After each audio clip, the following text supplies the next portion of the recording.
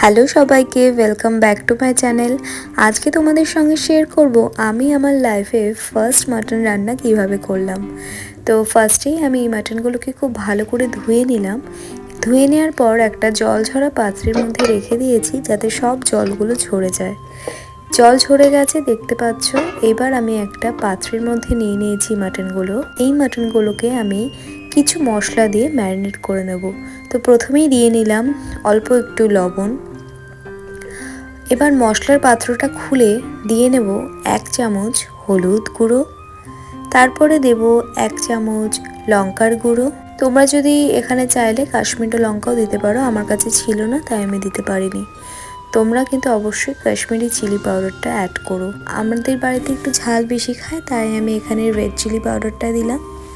Next আমি দিলাম অল্প একটু জিরে গুঁড়ো,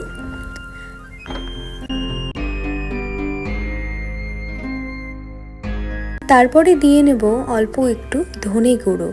আর এখানে একটা কথা বলে দিই, জিরে গুঁড়ো যদি 1 চামচ দাও, ধনে গুঁড়ো তার হাফ চামচ দিও। এটা আমার মনে হয় এটাতে স্বাদটা একটু অন্যরকম আসে। আর তারপরে দিয়ে নেব অল্প একটু সর্ষের তেল। এবার মশলার সাথে মাটনগুলোকে খুব ভালো করে ম্যারিনেট করে নিতে হবে। আর ম্যারিনেটটা যখন করবে তখন খুব ডলে ডলে যাতে সব কটা মাটনের গায়ে যাতে মশলাগুলো মিশে যায় সেইভাবেই কিন্তু ডলে ডলে কিন্তু ম্যারিনেটটা করে নিতে হবে। আর ম্যারিনেটটা করে কিন্তু অ্যাটলিস্ট মিনিমাম 1 আওয়ার কিন্তু রাখলে খুবই ভালো হয়। আর যদি না পসিবল হয় তাহলে অ্যাটলিস্ট 30 মিনিটস তো রাখতেই হবে, তাহলে এটার মশলাটা যে ম্যারিনেট করে রাখছি তাহলে এটার রেজাল্টটা আরও ভালো হবে। আর এখানে আমি দইটা এখন অ্যাড করলাম না, ওটা পরে আমি অ্যাড করব, কারণ দইটা দিলে না মাংসটা কেমন শক্ত হয়ে যায়, তাই আমি এখানে দইটা দিলাম না।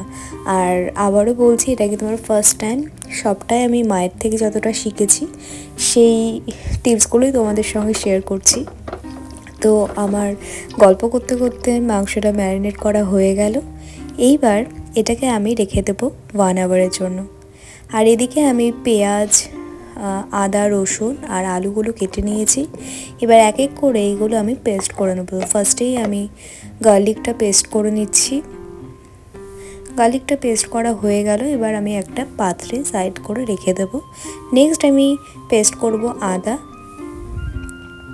আদাটাও আমার পেস্ট করা হয়ে গেল। এবার একটা প্লেটের মধ্যে আমি সব পেস্টগুলো সাইডে রেখে দিচ্ছি। তারপরে আমি লঙ্কাটা পেস্ট করে নেব। লঙ্কাটা আমি পেস্ট করে একটা থালার মধ্যে সব কটা একদম সাজিয়ে রেখে দিলাম, যাতে আমার পরে রান্না করতে যাতে সুবিধা হয়। আর এদিকে আমি এবার কড়াইটা বসিয়ে দেব। আর প্রথমেই আমি আলুটাকে একটু লবণ আর হলুদ দিয়ে মাখিয়ে নিয়েছি। এই লবণ আর হলুদ দিয়ে মাখানো আলুটা এবার তেলে এক এক করে ছাড়বো। আর তোমরা এখানে একটা মজার জিনিস দেখতে পাচ্ছ, যে যারা এরকম ভয় পাও তেলে কিছু ছাড়তে, তেলটা ছিটকাবে বলে, তারা এরম করে আগে খুন্তির ওপরে রেখে তোমরা আলুটা তেলের ওপর ছাড়তে পারো, যেটা আমি করি কারণ আমার একটু ভয় লাগে। তো এরম করে আমি এক এক করে সব কটা আলু আমি একটু ভাজা তেলে একটু ভেজে নেব, যাতে একটু আলুটা একটু লাল লাল হয়ে যায়। আর পরেও কিন্তু জলে সিদ্ধ করতে আমাদের খুব সুবিধা হবে, কারণ বেশি জল দিয়ে দিলে না মাংসের টেস্টটা চলে যায়। যাতে অল্প জল দিয়েও যাতে মাংসের আলুগুলো যাতে সিদ্ধ হয়ে যায় প্রপার, তার জন্য আমি আলুগুলো আগেই একটু ভেজেই একটু হাফ বয়েল মতো করে নিলাম। তো দেখতে পাচ্ছ আলুটা কিন্তু পুরো লাল লাল কড়া কড়া করে ভাজা হয়ে গেছে।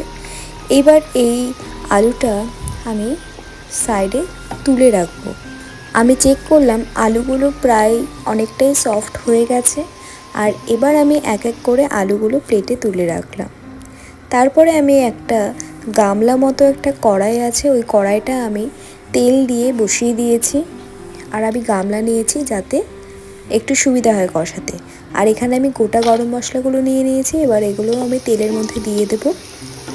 তেলের মধ্যে দেওয়ার পরে তেলটা ভালো করে মশলার গন্ধটা ছেড়ে দিলে আমি দিয়ে নেব রসুন কুচি। এই রসুনটা প্রথমেই যদি তেলে দেওয়া যায় তাহলে তেলের ফ্লেভারটা একটা অন্যরকম আসে, তার জন্য প্রথমেই তেলের মধ্যে একটু রসুন কুচি দিয়ে একটু তেলটাকে ফ্রাই করে নেব।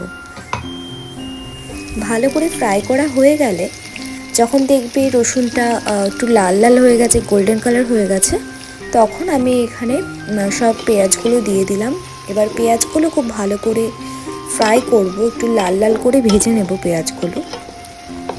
কিন্তু বেশি ভাজলে কিন্তু বেরেস্তা হয়ে যাবে, ওটা আমরা চাই না। একটু লাল লাল করে ওই স্টেজে আমাদেরকে স্টপ করে দিতে হবে।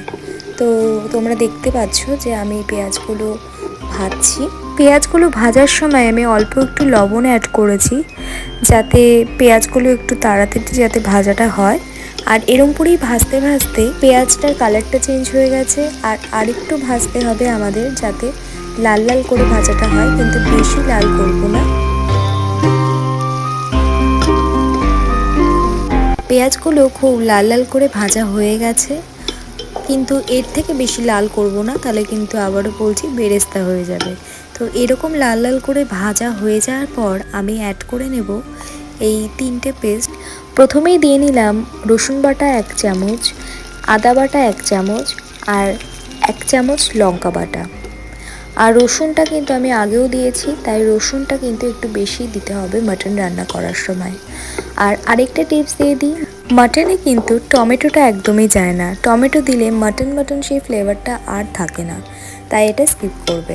এইবার আমি এক এক করে মশলাগুলো দিয়ে নেব। প্রথমেই দিলাম 1 চামচ হলুদ গুঁড়ো, তারপর দেব 1 চামচ লঙ্কার গুঁড়ো। আর এখানে তোমরা লঙ্কার গুঁড়োটা তোমাদের ঝাল অনুযায়ী ইউজ করো, চাইলে একটু বেশিও দিতে পারো। তারপর দিয়ে নেব 2 চামচ মতো জিরের গুঁড়ো। জিরের গুঁড়োটা একটু বেশি লাগে ধনের গুঁড়োর তুলনায়, তো আমি এখানে 2 চামচ জিরের গুঁড়ো দিয়ে নিচ্ছি। তারপর আমি অ্যাড করব 1 চামচ ধনে গুঁড়ো। যেহেতু আমি জিরে গুঁড়ো 2 চামচ দিয়েছি, তাই এখানে ধনে গুঁড়োটা কিন্তু 1 চামচ ইউজ করলাম। আর এবার দিয়ে নেব স্বাদ মতো লবণ। আর তোমরা চাইলে পরে লবণটা আরও অ্যাডও করতে পারো। তো প্রথমেই আমি একটু কম দিলাম, যাতে বেশি না হয়ে যায়, কারণ লবণ তো পরে চাইলে অ্যাড করাই যাবে, কিন্তু বেশি হয়ে গেলে তো আর কিছু করার নেই। এবার আমি সব মশলাগুলো খুব ভালো করে কষিয়ে নেব। আর আরেকটা কথা মাথায় রাখবে, আমরা যে আদা রসুনের পেস্টটা অ্যাড করলাম, ওটার গন্ধ একটু ছাড়ার পরেই কিন্তু আমরা মশলাগুলো সব অ্যাড করে দেব, জিরের গুঁড়ো, লঙ্কার গুঁড়ো। কারণ মশলাটাকে আমাদের আদা রসুন পেস্টের সঙ্গে কষাতে হবে, তাহলেই কিন্তু টেস্টটা আসবে মাটনের। মশলাগুলো খুবই লাল লাল করে আমি কষিয়ে নিয়েছি, দেখতে পাচ্ছ। আর কষাতে কষাতে মশলার ওপর দিয়ে তেলও ছেড়ে দিয়েছে। এইবার আমি ঢেকে রাখা মাটনটা, যেটা আমি ম্যারিনেট করে রেখেছিলাম, এই মাটনগুলো এবার আমি এক এক করে মশলাতে দিয়ে দেব। পুরো মাটনটা আমি অ্যাড করে নিলাম। এবার আমাদের করতে হবে পুরো মশলাটা যেটা কষালাম, ওই কষানো মশলার সঙ্গে মাটনগুলোকে মিক্স করে দিতে হবে। একটু টাইম লাগবে মিক্স করতে, কিন্তু মিক্স করার পরে তোমরা দেখতে পাবে মাটন আর মশলার কালারটা পুরো মিক্সড হয়ে গেছে। মানে মাটনটা মশলার সঙ্গে পুরো খুব ভালো করে মিক্স হয়ে যাবে, আর দেখতে আরও লোভনীয় লাগবে তখন। আর এই স্টেজে আমি মশলার সঙ্গে মাটনটা খুব ভালো করে মিক্স করে নিয়েছি, আর তোমরা দেখতে পাচ্ছ যে এখনই কতটা ভালো লাগছে দেখতে। এবার এই মশলার সঙ্গে মাটনটাকে খুব ভালো করে কষিয়ে নেব। কষিয়ে কষিয়ে তেলটা বার করতে হবে মাটনের ভেতর থেকে। আর তোমরা দেখতেই পাচ্ছ যে কালারটা আরও লালচে হয়ে গেছে, আর এখানেই কত ভালো লাগছে, লোভনীয় লাগছে দেখতে। আর এটা কষতে কষতে আরও রঙটা গাঢ় লাল হয়ে যাবে, আর তোমরা তো দেখতেই পাবে কি হচ্ছে। খুব ভালো করে আমি বারবার ঢেকে ঢেকে কষাচ্ছি, বারবার তেল ছাড়ছে, আবার নাড়ছি, আবার ঢেকে রাখছি। এরকম করে ঢেকে ঢেকে কিন্তু মিনিমাম 30 মিনিটস তোমাদেরকে কষাতে হবে।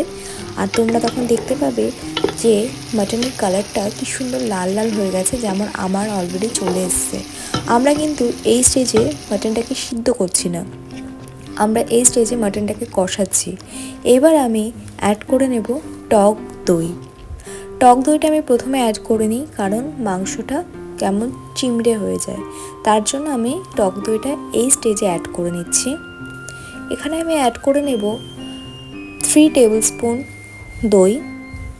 আর দইটা কিন্তু একটু রুম টেম্পারেচারে বার করে রাখবে, কারণ একদম ঠান্ডা দই যদি দাও তাহলে কিন্তু কেটে যেতে পারে যখনই গরমে দেবে। তাই আমি এটা অলরেডি আগে থেকে বার করে রেখেছিলাম। এবার 3 চামচ দইটা আমি খুব ভালো করে ফেটিয়ে নিলাম। এই ফ্যাটানো দইটা এবার আমি দিয়ে নেব মাংসের ওপরে। এবার এই দইটা দিয়ে মাংসগুলো আবারও কষিয়ে নিতে হবে খুব ভালো করে।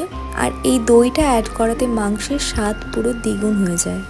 এবার দইটা দিয়ে মাটনগুলোকে খুব ভালো করে কষিয়ে নিতে হবে। মিক্সড করার পরে আমি এটাকে ফর 10 মিনিটসের জন্য খুবই ভালো করে কষিয়ে নেব।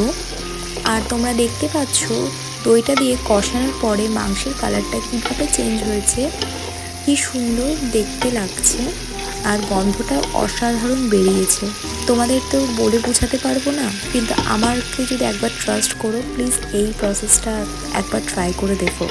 আর এই স্টেজে আমি আলুগুলো দিয়ে নেব, কারণ আলুগুলোর মধ্যেও কিন্তু মশলা ঢোকাটা খুবই ইম্পর্টেন্ট। সো আলুগুলো দিয়ে আমি খুব ভালো করে আরেকবার কষিয়ে নেব। আর কষাতে কষাতে মাংসের কালারটা পুরো লাল লাল একদম হয়ে গেছে। এবার আমি এটার মধ্যে 4 গ্লাস অফ ওয়াটার দিয়ে নেব। 4 গ্লাস ওয়াটার দেওয়ার পরে আমি এটাকে 30 মিনিটসের জন্য বয়েল হতে দেব। আর কিছুক্ষণ বয়েল হয়ে যাওয়ার পরেই দেখবে ঝোলটা পুরো কম হয়ে গেছে, আর মাংসগুলো কিন্তু এর সাথে সাথে সিদ্ধ হয়ে গেছে। তোমরা এখানে চাইলে কিন্তু প্রেশারেও অ্যাড করে নিতে পারো, কিন্তু হাঁড়িতে কষালে একটু টেস্টটা একটু বেশি সুন্দর হয়। মাটনগুলো খুব ভালো করে সিদ্ধ করে নেওয়ার পর তোমরা দেখতেই পাচ্ছ আমাদের মাটন এখানে পুরো রেডি হয়ে গেছে। আর আমি এখানে সার্ভ করে নিচ্ছি গরম গরম রাইসের সঙ্গে। আর মাটনটা খেতে জাস্ট অসাধারণ হয়েছিল। তোমরা অবশ্যই বাড়িতে একবার প্লিজ ট্রাই করো। আজকের ভিডিওটা ভালো লাগলে একটু লাইক করে দিও প্লিজ। Tata, by.